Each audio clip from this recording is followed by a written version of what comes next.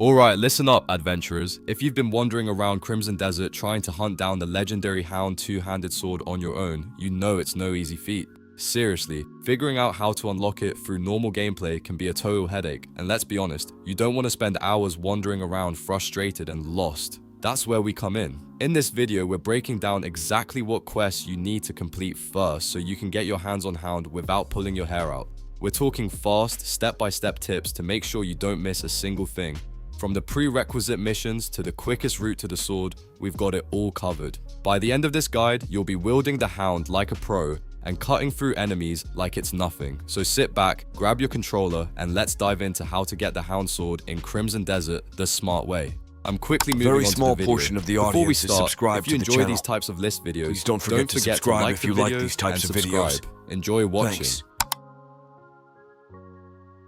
If you are aiming to get your hands on the Hound Sword in Crimson Desert, there is a bit of a journey ahead, but trust me, it is totally worth it. First things first, you need to liberate the town of Senia. This will unlock the questline called Finding the Relic, which is your gateway to the Hound Sword. But here's the catch. You cannot just walk into this quest immediately. You have a few prerequisites to tick off first. You will need to complete the House Alfonso questline and the House Roberts questline. Then, make sure you tackle at least 10 out of 13 quests from House Circus, including taking down the Stag Lord. It may sound like a lot, but each quest adds layers to the story and gives you some really satisfying gameplay moments along the way. Next up, you want to focus on House Celeste. Complete their quests until the questline Queen of the Silk-Spun Citadel becomes available. From there, jump into the Queen's Nest quest. Under that chain, liberate Arborea Castle and defeat the Spider Queen. Make sure you have all the other house quests finished too, because this keeps the story moving and unlocks access to the Hound quest smoothly. Once all of these steps are done, head back to Senia and complete the Finding the Relic quest in the Missing Relic questline for the Hernandian Parish of Solomon. After you wrap this up, you will finally get the quest Reliquary of Saint Senia, which is your key to the Hound Sword. At this point, it is all about enjoying the adventure and claiming one of the coolest weapons in the game. Once you have the quest Reliquary of Saint Senia under the Missing Relic quest chain, you are officially ready to start hunting for the Hound Sword. This is where things get exciting because the path to this weapon is filled with strategy, chase sequences, and of course, intense combat. Your first stop is Fort Hellwood.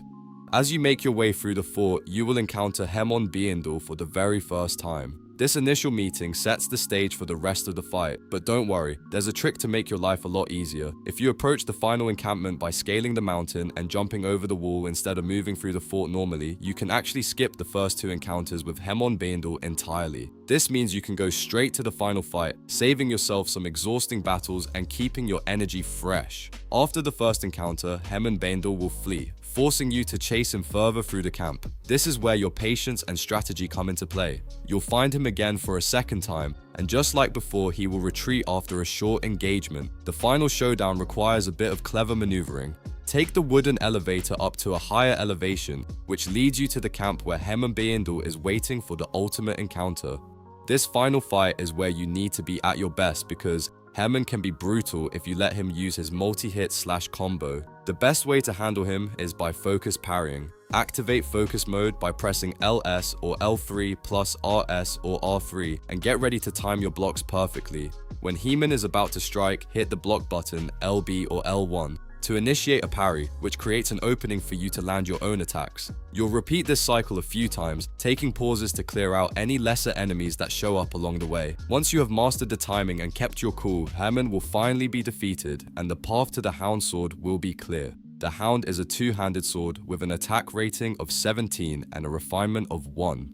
It offers level 2 critical rate and level 1 attack speed. Its special move, Hound's Claws, is a spinning slash that hits enemies in a huge radius, similar to Link's spinning attack from The Legend of Zelda. This makes it perfect for clearing groups of enemies while dealing solid damage, so once you grab it, your combat game just got a massive upgrade.